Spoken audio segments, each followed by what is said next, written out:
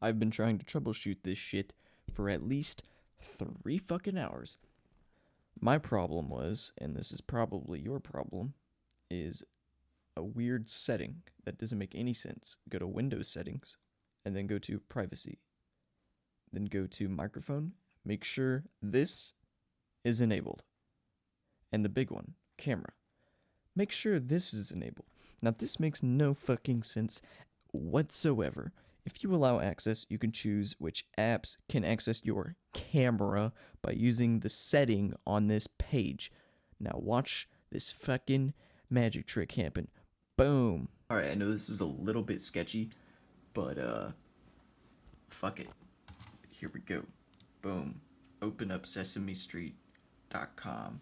Open it up, and it fucking works. That makes no sense at all, but